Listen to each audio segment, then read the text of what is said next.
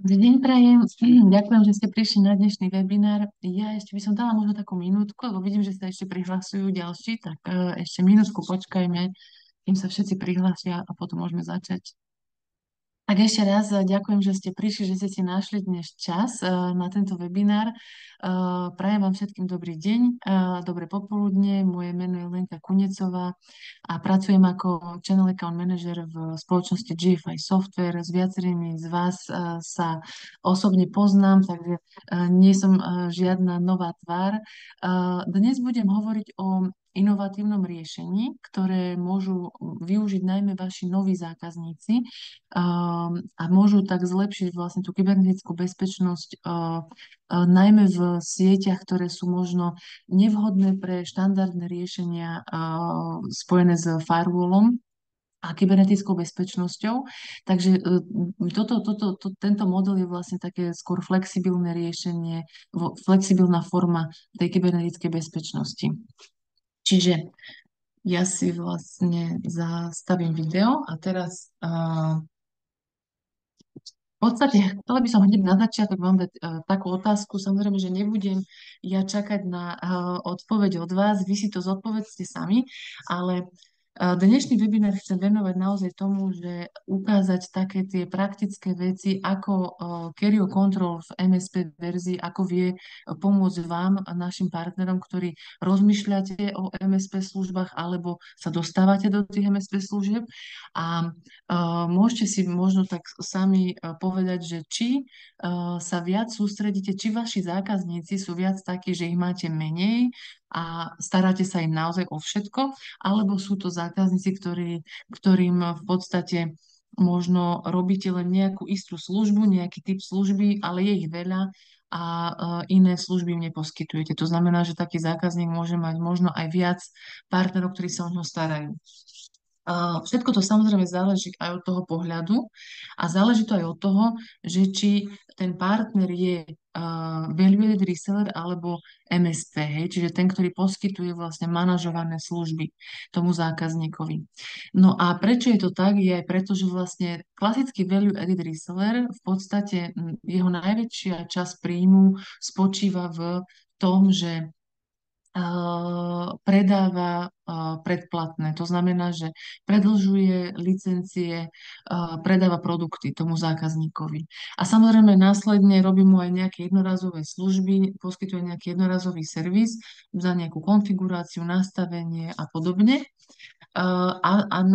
Ale to je vlastne rozdielne oproti MSP partnerovi, pretože MSP partner má často oveľa vyššie marže, pretože predáva už tu svoje know-how. V podstate predáva svoje služby, to, čo on pozná, na nejakej mesačnej báze, čiže tie služby predáva v určitej frekvencii, najčastejšie na tej mesačnej báze a predáva tomu zákazníkovi rôzne služby. Čím viac rastie vlastne dôvera toho zákazníka v toho partnera, tak tým vyššia je hodnota toho vzťahu samozrejme. Sú rôzne MSP komunity po svete, naozaj veľa MSP partnerov si zaklada rôzne združenia, kde si pomáhajú, kde si zdieľajú vlastne ako majú postavený ten svoj biznis, pretože naceniť alebo pripraviť akože tie správne podmienky pre toho zákazníka není vôbec ľahké. Hej? Čiže závisí to od veľa vecí, od toho, akú službu ponúkam, v akom som regióne, hej, aká je kúpyschopnosť toho zákazníka, ako sa pohybujú ostatné služby, aké je povedomie vôbec o IT alebo o kybernetickej bezpečnosti. A tie MSP komunity odporúčajú, tí MSP partnery sami sebe navzájom, že nikdy nie je dobré vybaliť všetko naraz na toho zákazníka. Hej, že teraz, že ja som MSP partner, viem robiť komplexné IT služby, proste všetko. A ja teraz vám tu predstavím vlastne tzv. All you can eat, hej, ako to máte v reštauráciách, že teraz v rámci tých svojich služieb, ktoré ponúkam za nejaký paušálny poplatok, ja vám spravím všetko a toto je suma. Takto to nefunguje, lebo vlastne ten zákazník môže automaticky dostať nejakú takú stopku. To je ako keby aj na nás, bežných spotrebiteľov, niekto vybalil komplexné riešenie niečoho, keď som si sa prišiel opýtať iba na určitú vec, tak sa človek trošku tak zľakne a stopne. Preto je potrebné ísť na to pomaly a postupne. To znamená, že môžem začať predávať tomu zákazníkovi nejakú službu, následne pridám ďalšiu a ďalšiu. A ako náhle tá dôvera rastie a vlastne ten zákazník vidí, že vy ste ako relevantná osoba, ktorý môže dôverovať, tak samozrejme vy aj spoznávate tú jeho sieť, tie slabiny tej siete, viete, koľko času venujete tomuto zákazníkovi a následne mu viete pripraviť aj ten spomínaný all you can eat model, kde mu dáte, že zadanú službu mesačne, zadané služby mesačne, ktoré tu sú spísané v nejakej SLAčke, vy mi budete platiť takúto sumu mesačne. Takže toto je v podstate v tých MSP komunitách ako keby taký najvyššia úroveň už toho MSP partnera a normálne to býva až po nejakých rokoch, kedy ten MSP partner funguje na tom trhu. Hej, tak v nejakom období už, keď má nejaký vzťah s tým zákazníkom, tak si môže toto dovoliť, že v podstate mu ten zákazník dôveruje natoľko, že mu platí určitú sumu mesačne za všetko, čo je v rámci tej sumy spísané. Čo tam nie je napísané, to samozrejme treba naceniť samostatne. Hej, ale ináč je to ako keby proste taký ten paušal, ktorý vám platí bez ohľadu na to, či služby využije v ten daný mesiac alebo nie. Čím viac vlastne rastie aj tá dôvera, tak je možnosť vlastne aj toho rastu, hej, u toho zákazníka v tom predaji. A ja tu mám taký prípad, ktorý reálne sa stal, a to je to reálny príklad nášho partnera z Nemecka, ktorý vlastne začal využívať Kerio Control ako službu už v 4. kvartáli minulého roka. To znamená, že poviem vám ako celý príbeh. Bolo to tak, že tento partner poskytoval najmä vlastne firewall, akože Kerio Control pre svojich zákazníkov, ale predával im to cez GFI Unlimited. Prečo cez GFI Unlimited? Preto, lebo štandardný Kerio Control nedovoľuje, respektíve EULA, hej, tá licenčná zmluva nedovoľuje nainštalovanie rovnakej licencie alebo tej istej licencie na viacerých miestach. Takže on vlastne, keďže mal veľa zákazníkov s rôznymi pobočkami a proste rôzne matky, céry a podobne, hej, tých firiem, tak nechcel, aby vlastne každá firma mala XY predplatných, hej, čiže v rámci jedného účtu, ja tam mám 10 Kerio Control a pritom som len jedna firma, tak im to robil tak, že vlastne im kúpil GFI Unlimited a v rámci GFI Unlimited vygeneroval toľko licencií, koľko potreboval, ale ten zákazník sa už o to nestaral, v podstate mal jeden účet, hej, a robil to tak, aby to ten maximálny počet užívateľov na všetkých tých pobočkách súhlasil vlastne s tým zakúpeným množstvom užívateľov v rámci GFI Unlimited. Lenže stalo sa samozrejme to, čo sa stalo minulý rok, že my sme vlastne nový predaj GFI Unlimited zastavili a cenu renewalu sme posunuli o niekoľko desiatok percent vyššie. To znamená, že to mu úplne ohrozilo biznis a v podstate už bol nalomený na to, že vlastne začal hľadať nové riešenie. Testoval nový firewall, ktorý začal týmto zákazníkom aj ponúkať. Lenže my sme vlastne na konci minulého roka my sme naštartovali vlastne ten pilotný projekt pre Kerio Control MSP, alebo predtým sme ho volali aj firewall ako servis. A oslovili sme rôznych partnerov, či sa nechcú vlastne do toho pustiť, že pár mesiacov v podstate sme ani nefakturovali, pár mesiacov tí partneri využívali zdarma, len aby zistili, ako to je, ako prebieha účtovanie a podobné veci. Aby si to proste na sucho nejako vyskúšali. No a tento partner sa samozrejme pridal a pridal sa presne preto, že v Kerio Control MSP je to podobné ako v Unlimited a to je to, že my neriešime, koľkokrát je licencia nainštalovaná. To znamená, že neriešime to, že či tá licencia je nainštalovaná na 10 pobočkách, alebo dvoch, alebo jednej. V podstate riešime iba ten finálny sumárny počet skrz všetky inštalácie na tej danej licencii. A toho samozrejme presvedčil, pretože on toto v podstate využíval v rámci toho GFI Unlimited, takže nakoniec zostal a momentálne vlastne všetkých zákazníkov v priebehu 3/4 roka previedol z GFI Unlimited na tento Carrier Control MSP. Takže obe strany sú spokojné, lebo my sme neprišli o množstvo zákazníkov a on neprišiel vlastne o ten biznis, ktorý už mal a nemusel v podstate zavádzať nové riešenie u všetkých týchto zákazníkov. A to je len vlastne jeden príklad.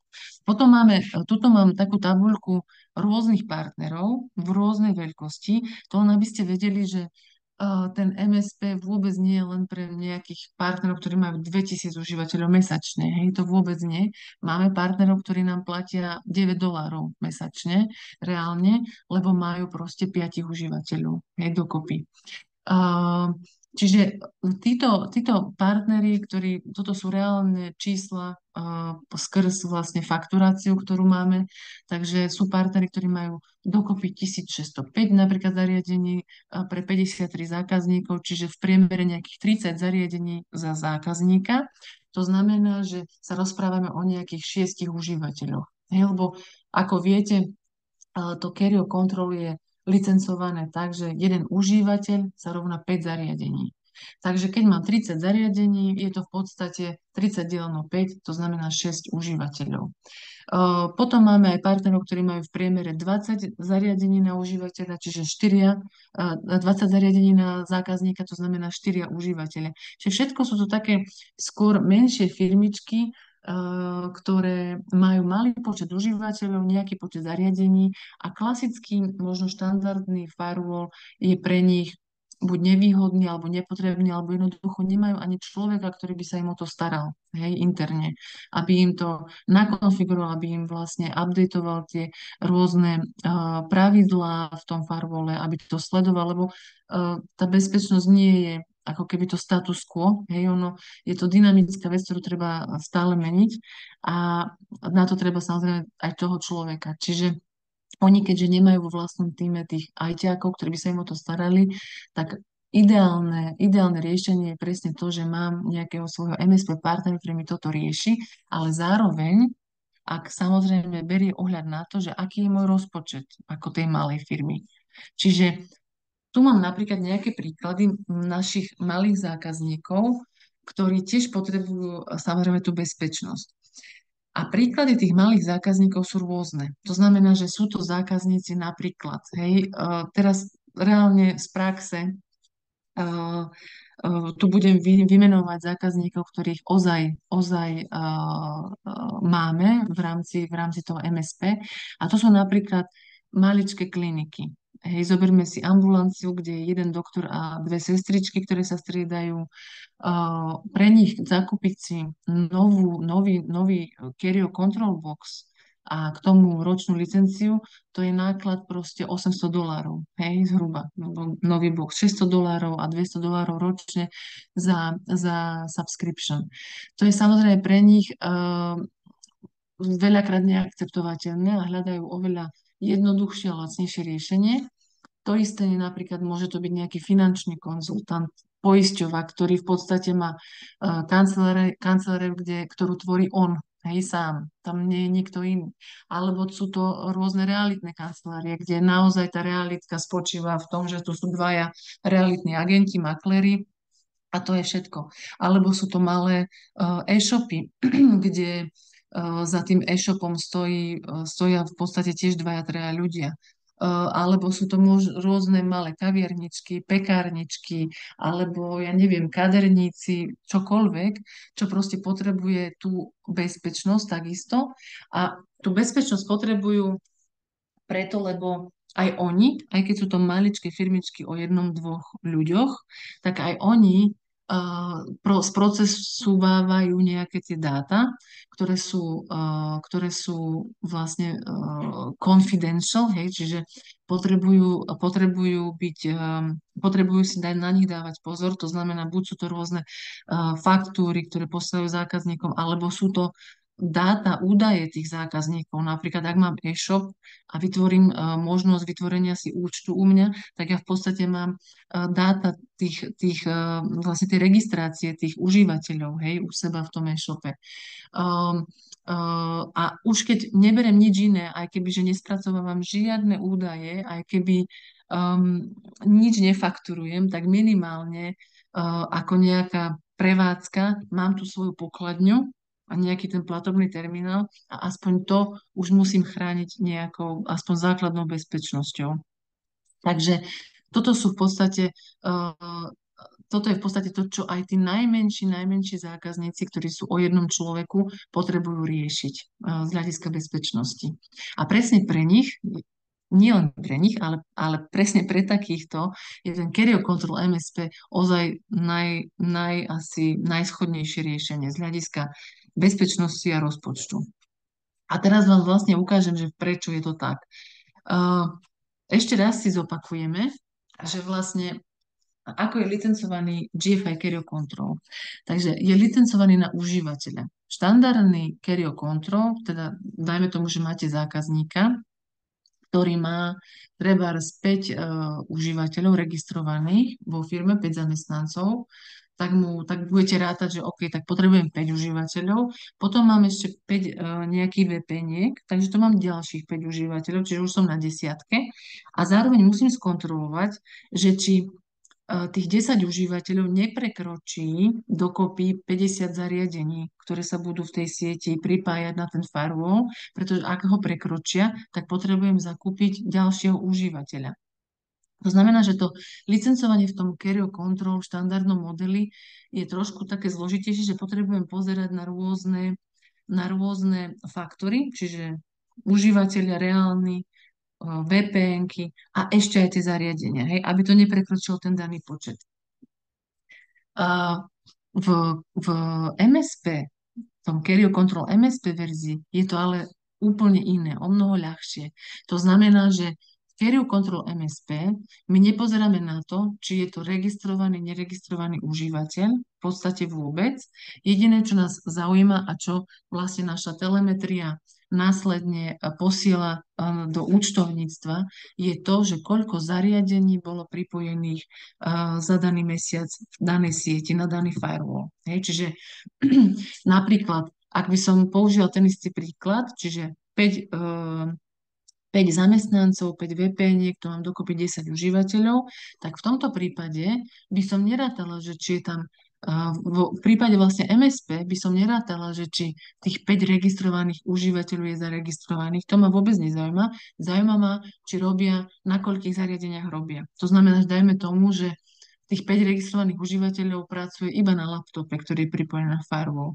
Pre mňa je to tým pádom 5 zariadení a to je jeden užívateľ. Následne tých 5 VPN-iek, ktoré potrebujem, ktoré by som v štandardnom modeli licencovala ako 5 užívateľov, tak v tomto MSP ja beriem, že to je iba 5 pripojení, to znamená 5 zariadení. Čiže štandardný kontrol, 5 VPN-iek rovná sa 5 užívateľov, v Carrier Control MSP 5 VPN-iek rovná sa 1 užívateľ, lebo je to pre mňa iba 5 IP pripojení. Hej.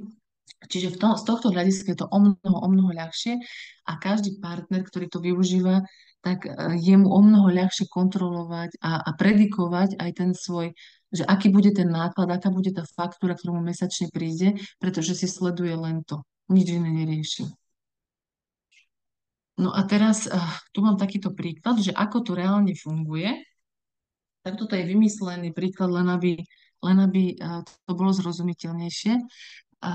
Predstavme si, že je nejaký partner A, ktorý má túto licenciu FHZ2, 1.2, E41 a tak ďalej, vymyslenú. A táto licencia má operačný systém Linux. To znamená, že to znamená, že, ten operačný systém je Linux a tým pádom ho viem pripojiť tým pádom ho viem túto licenciu použiť buď vo virtuáli, alebo ako software appliance, to znamená na nejakom počítači, hej, alebo serveri.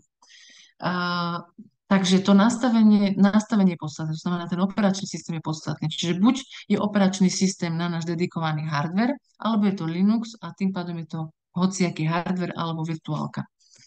A ja teraz, keď mám nastavenie, že mám ten operačný systém Linux, tak v podstate ja mám tu tento náš partner, tu má 4 zákazníkov. Jedna je napríklad Alpha Consulting, dajme tomu, že je to finančné nejaké účtovníctvo.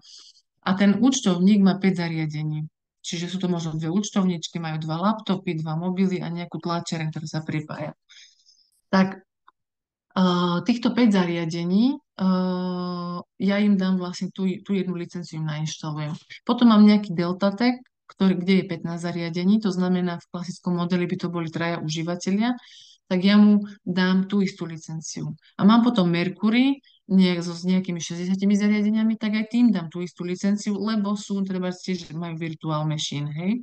A potom mám nejaký Tel Auto, čo je možno nejaký autoservis, ktorý v back office má 20 zariadení pripojených, tak jemu dám, tiež majú virtuálku, tak im tiež dám tú istú licenciu.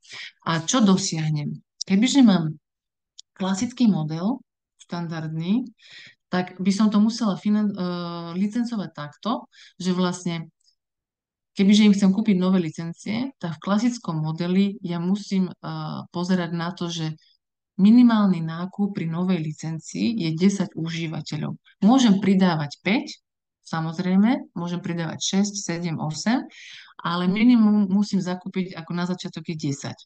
To znamená, že keď Alpha Consulting má 5 zariadení, je to prakticky jeden užívateľ, ale aj tak mu musím kúpiť 10. Hej? Aj tak musím kúpiť 10 užívateľskú licenciu.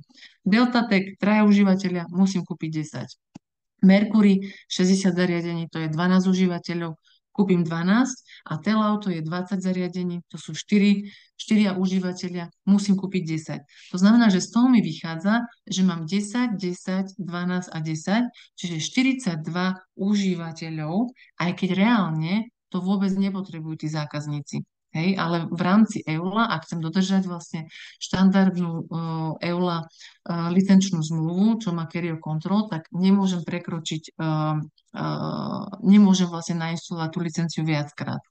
Takže zaplatila by som vlastne za 42 užívateľov, aj keď tí zákazníci potrebujú oveľa menej. To znamená, že jak sa to líši v rámci MSP, že pri MSP ja neriešim to, že či to je jeden užívateľ, dvaja, traja. Beriem to tak, že spočítam, že táto licencia je nainštalovaná v 4 zariadeniach. Naša telemetria nám pošle report, že maximálny počet zariadení na týchto 4 inštaláciách bolo 100 zariadení. Takže ja ako MSP partner dostanem faktúru na zaplatenie 100 delené 5, to znamená 20 užívateľov, nie 42. Hej, čiže tá výhoda toho MSP je, že reálne predáva tomu zákazníkovi to, čo ten zákazník naozaj využije a tým pádom ten zákazník je schopný zaplatiť mi aj takýto maličky, ktorý je naozaj jedna účtovníčka, ktorá pracuje možno z domu, ale aj tu treba chrániť, lebo možno sa delí s počítačom s deťmi, že im tam púšťa večer rozprávky, tak aj tam treba tú bezpečnosť zadovážiť. Takže ale ináč by mi nebola schopná zaplatiť vlastne ten účet za štandardnú Kerio Control licenciu, ale pri tomto modeli na to určite bude mať, pretože to nebude viac ako platí za treba paušál na telefón. Hej? A teraz ako funguje fakturácia? Fakturácia funguje tak, že my v rámci telemetrie sa pozrieme skrz všetky licencie, to znamená, že naši partneri, máme partnera, ktorý má proste aj 100 licencií, hej, a dáva to prevažne niektorým zákazníkom, každému samostatne tú licenciu, ale máme aj zákazník, ktorí majú len pár licencií a tých pár licencií zdieľajú medzi rôznymi zákazníkmi. Čo je podstatné vedieť je, že my pozeráme na tú fakturáciu tak, že skrz všetky inštalácie tej danej licencie, to znamená, že ak je tá licencia, napríklad ako to bolo na predošlom príklade, nainštalovaná 4-krát, tak my pozrieme na všetky tie 4 inštalácie v rámci tej danej licencie a spočítame tie zariadenia dokopy. A bereme ten najvyšší počet za daný mesiac. To znamená, že keď dajme tomu, že v 9. dni daného mesiaca bolo najviac užívateľov, najviac zariadení pripojených, tak berieme, že toto je to, čo budeme fakturovať za celý tento mesiac. Hej? A rátajú sa všetky zariadenia, ktoré prechádzajú cez firewall. To znamená, že nie tie, ktoré sú v rámci guest Wi-Fi. Hej? Čiže tie nie. Rátajú sa len tie, ktoré prechádzajú cez ten firewall, ktoré dostávajú tú ochranu.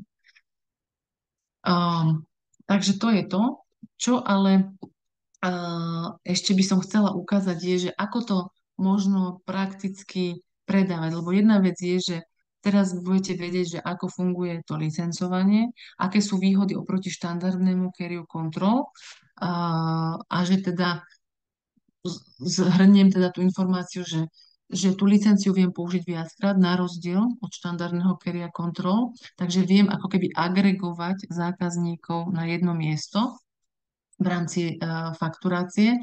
Tak teraz si ešte môžeme pozrieť sa na to vlastne, ako to predať hej, v našich nejakých geografických podmienkach, čiže aby to bolo nejaké predateľné. Čiže v rámci tých v rámci MSP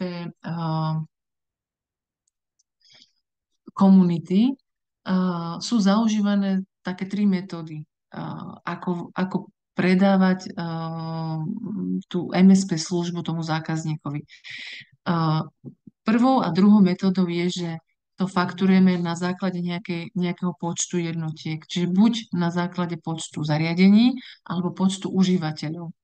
To znamená, že ak je treba zákazník, ja neviem, o 100 užívateľoch, tak sa môžem rozhodnúť, že koľko si určím tú sumu za užívateľa. Samozrejme, že k tomu sa ten partner musí dopracovať, že koľko asi sa venuje tej firme, ako často, čo všetko tá firma vyžaduje a na základe toho si stanoví nejaký paušálny poplatok za užívateľa a ako sa mení počet užívateľov, tak sa mení jeho mesačná fakturácia, alebo to môže spraviť podľa počtu nódov. To znamená, že môže to byť firma, dajme tomu nejaké architektonické štúdio, kde sú len 4 architekti, ale proste tých zariadení majú extrémne množstvo, alebo je to nejaké, neviem, testovacie laboratórium, kde je len pár ľudí, ale veľmi veľa počítačov, tak si to môžem určiť aj na nód, že na počet tých počítačov.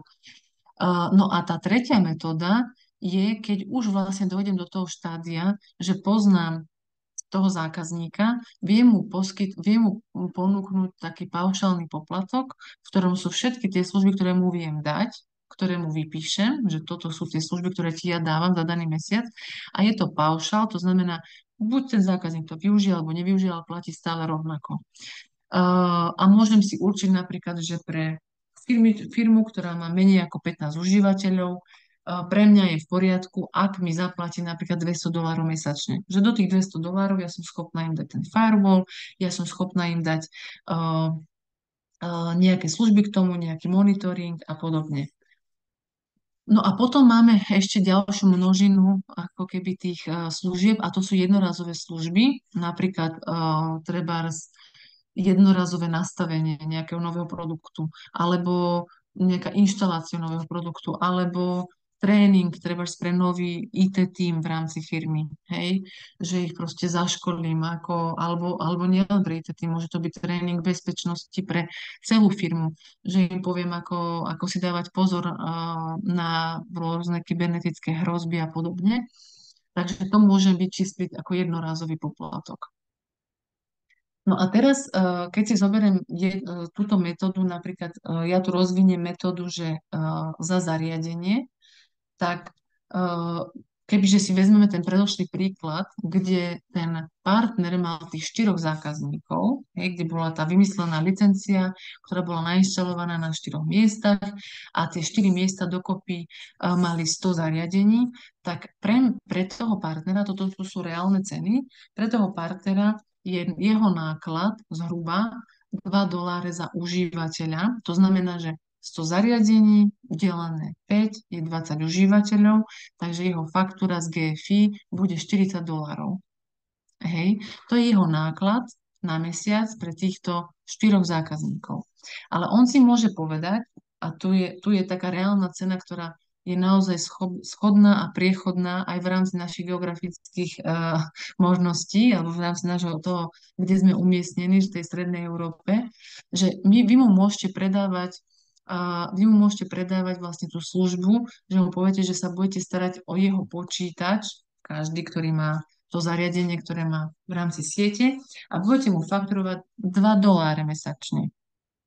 To znamená, že ten váš predaj bude $200 miesto 40. Čiže 40 je váš náklad, ktorý zaplatíte GFI a $200 je fakturovaná suma pre toho zákazníka. Ako mesačný paušal nejaký, ktorý je na základe počtu nódov, počtu počítačov.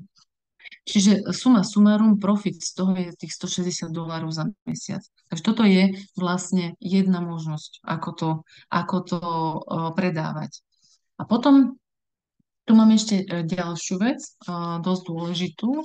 A tá ďalšia vec je taká, že my v rámci novej verzie Kerio Control, ktorú verím všetci očakávate, v rámci Kerio Control tam pripravujeme vlastne takú novú vec, a to je to, že nový Kerio Control bude schopný, bude vlastne obsahovať, bude podporovať UEFI. To znamená, že Kerio Control bude môcť byť nainštalovaný na všelijakom treťostranovom hardveri, ktorý má podporu UEFI. Hej.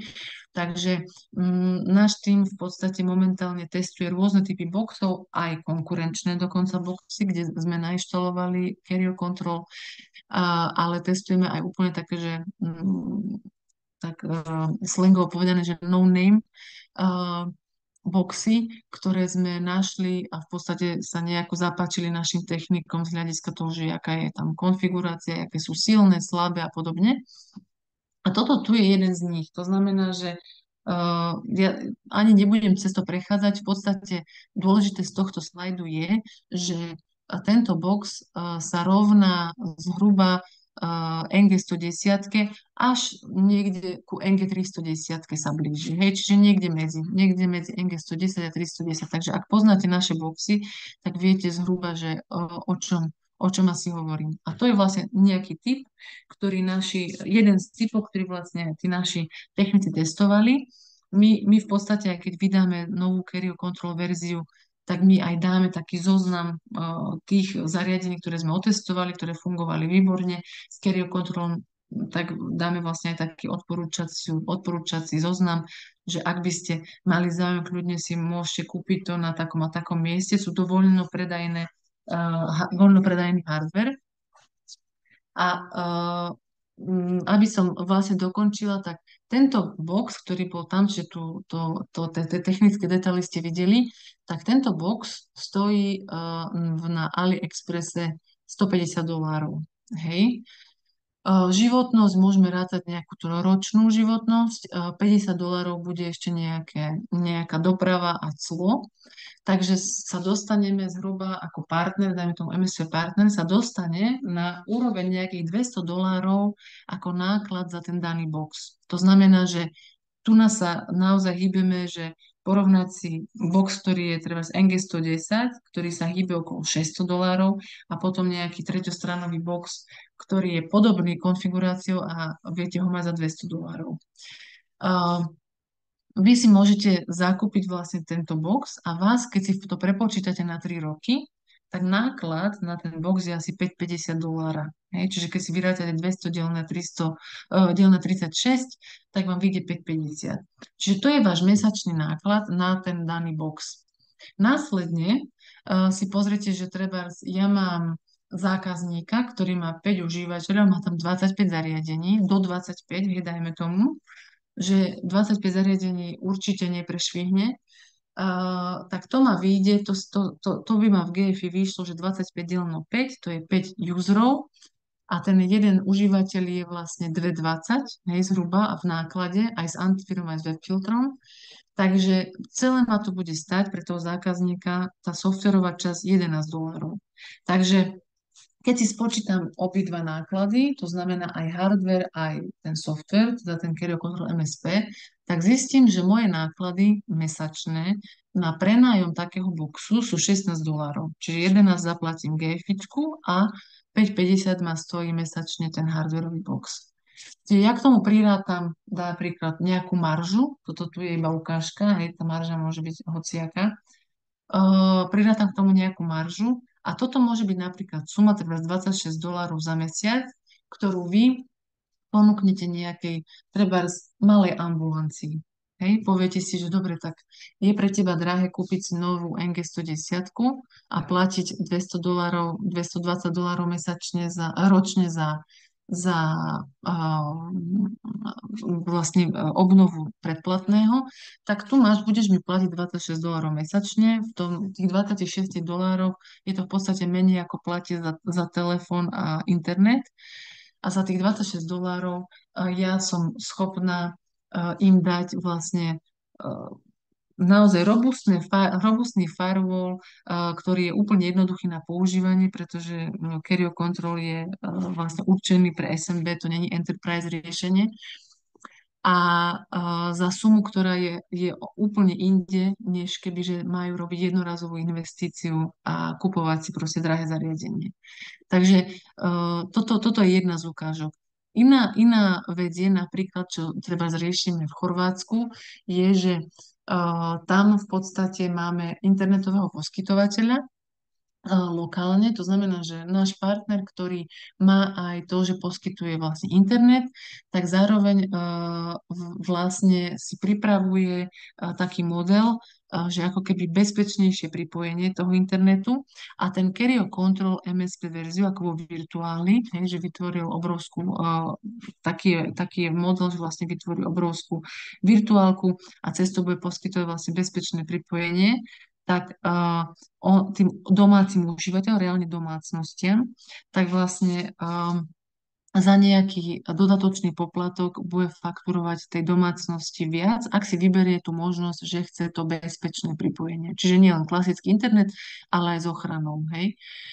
Takže toto je tiež model, ktorý proste veľa partnerov má, že poskytujú aj internetové pripojenie, takže pre všetkých, ktorých sa vás to týka, toto by bolo možno vhodné zvážiť. Kľudne vám poskytneme aj rôzne tie modely, ktoré sme s tým chorvátskym partnerom prešli, alebo ten vlastne to nastavenie a konfigurácia, ako on to má.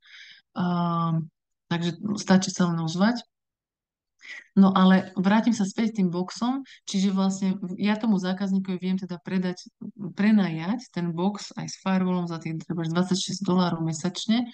A ten box je môj v mojom vlastníctve. To znamená, že ako náhle ten zákazník si povie, že už to nechcem, alebo zatvorí prevádzku, alebo čokoľvek, vy si ten box vezmete a môžete ho dať úplne inému zákazníkovi. Alebo bude nejaký čas v podstate odložený v sklade, nič sa nedieje, pretože ako náhle sa licencia nepoužíva, tak sa nefakturuje za tú danú licenciu. Takže sa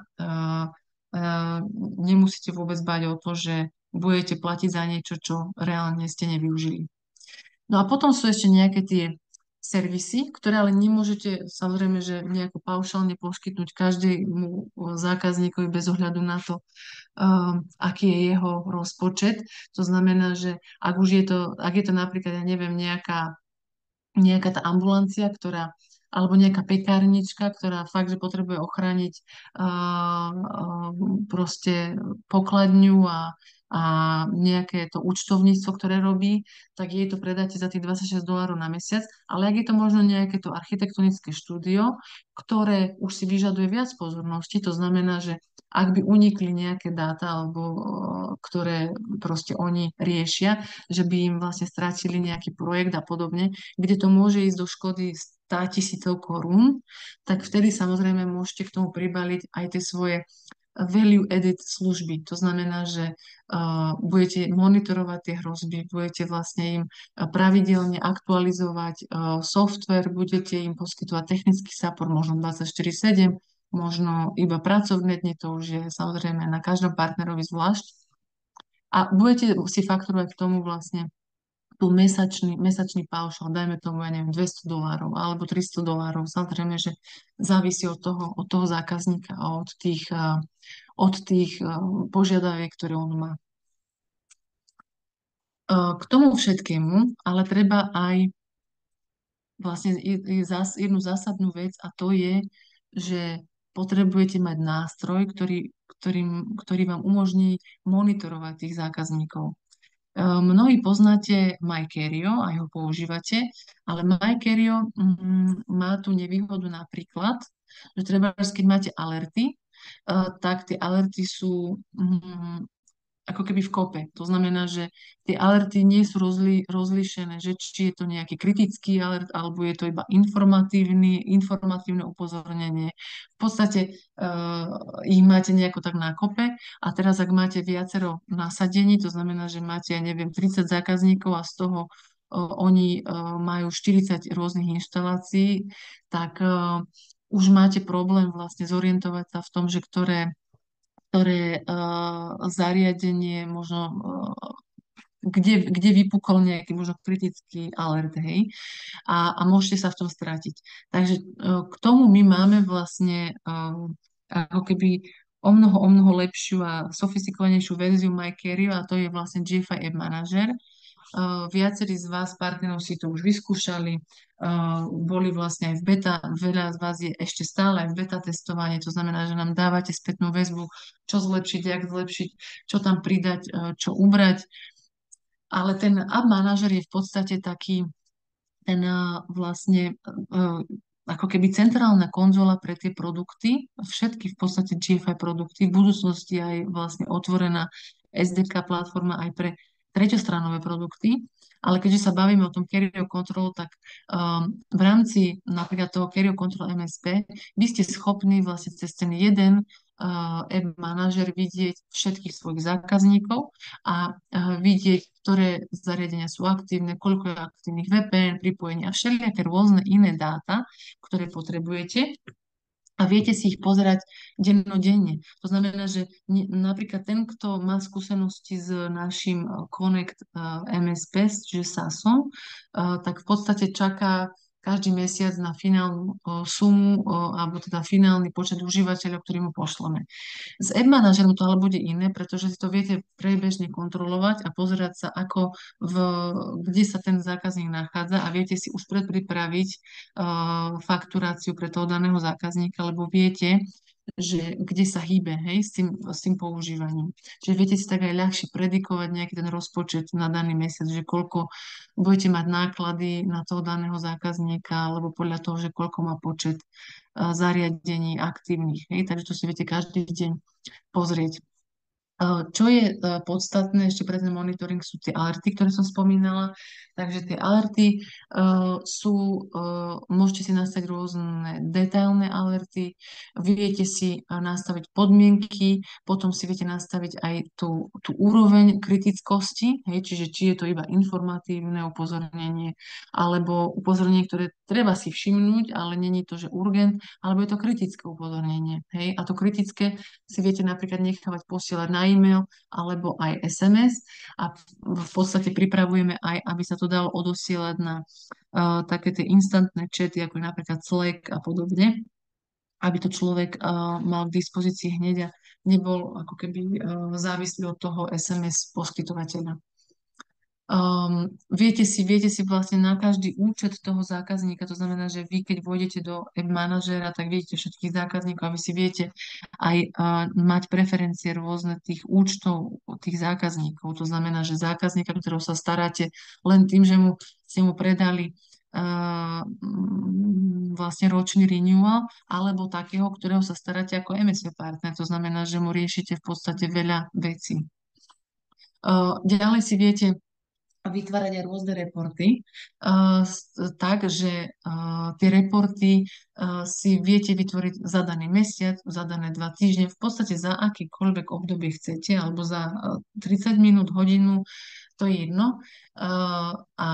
Vytvorí sa vám aj report s tým, že sa vám ukáže, že koľko bolo napríklad veci, ktoré sa riešili. To znamená, že koľko bolo notifikácií, koľko bolo alertov, koľko bolo tých upozornení, koľko bolo možno nejakých útokov. A to všetko vy viete prikladať tomu zákazníkovi k tej mesačnej faktúre. Hej, čiže vy mu viete dať nejaký taký ten dôkaz toho, čo všetko ste robili a čo všetko vlastne ste vy boli schopní zmonitorovať počas toho daného mesiaca. Takže to je vlastne e-manažer. E-manažer bude k dispozícii všetkým od 9. oktobra, kedy výjdu, lebo čaká sa len na to, aby vyšla nová verzia Controla Connectu, pretože tieto nové verzie Controla Connectu už obsahujú vlastne to prepojenie na ten Ad Manager a v podstate prirodzene navigujú zákazníka a partnera, aby si nainštaloval ten Ad Manager a ten Ad Manager už vidí všetky funkcionality toho Controla Connectu u seba. Takže, ale ako v danej verzii, ako je teraz, ho viete využívať už teraz. To znamená, že máme partnerov, ktorí majú teda využívajú to MSP, či už Connect alebo Control, a ten Ad Manager využívajú už teraz na to, aby pozerali, aký je počet užívateľov na danej licencii a podobne. V rámci Ad Managera bude potom ešte vlastne platená verzia, lebo Ad Manager bude súčasťou toho Controla Connectu. Takže v podstate je to taký ako keby dodatočný nástroj pre vás, partnerov, aby ste využívali všetky tie možnosti, ktoré ten Ad Manager dáva a vedeli ich aj takto ako keby zmonetizovať, čiže v podstate ich preklenúť do tých mesačných faktúr pre toho zákazníka, najmä teda ten monitoring a tak a najmä tie reporty a všetko, aby proste ten zákazník videl, čo všetko robíte. Ale potom bude ešte taká nadstavba na Ad Manager a to je GFI radar. A ten radar to je v podstate skrátka z detekcie kybernetických hrozieb a tam už je zakomponovaná aj umelá inteligencia. Ten radar bude o tom, že on už pôjde keby o pár krokov vpred.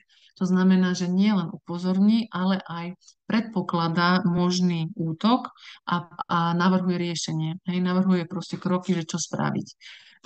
Takže to už je taká tá sofistikovanejšia ďalšia vrstva ochrany a to už bude platená možnosť. Ale samozrejme pre niektorých zákazníkov bude mať význam aj to a to vtedy, ak ten zákazník naozaj robí buď s dátami, alebo proste v sektore, ktorom si nemôže dovoliť proste žiadnu, vlastne nejakú tú väčšiu katastrofu, čo sa týka nejakého úniku dát alebo nejakého kybernetického útoku. Takže, uh, takže to je z mojej strany všetko. V podstate dnes sme prešli najmä to, že aký je rozdiel medzi tým štandardným carrier controlom, aký je rozdiel medzi tým carrier control MSP, aké možnosti to ponúka. A ide vlastne najmä o tú flexibilitu. Čiže ten carrier control MSP naozaj nás nezaujíma, kde je nainštalovaná licencia, aká, koľko, kto je užívateľ. Riešime len to, že sa rátajú počty zariadení na danej licencii za daný mesiac, to sa fakturuje, čiže nič viac sa nerieši.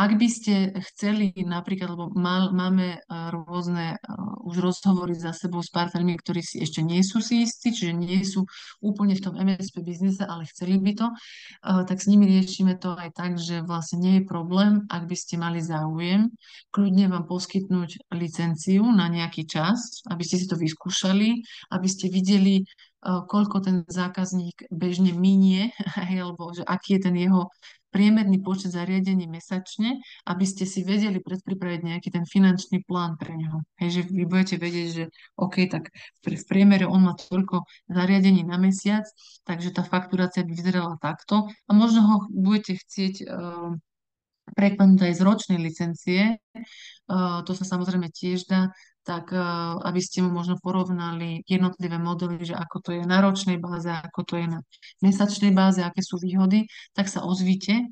Nie je s tým vôbec žiadny problém. Vieme vám poskytnúť buď dočasné licencie, alebo dokonca vám pomôcť aj nastaviť, nastaviť tie veci, čo sa týka už nasadenia u toho zákazníka, ak by ste nepoznali Kerio Control, alebo možno pomôcť s nejakými nápadmi, treba ako ten internetový poskytovateľ, podľa toho, ako to robia iní naši partnery.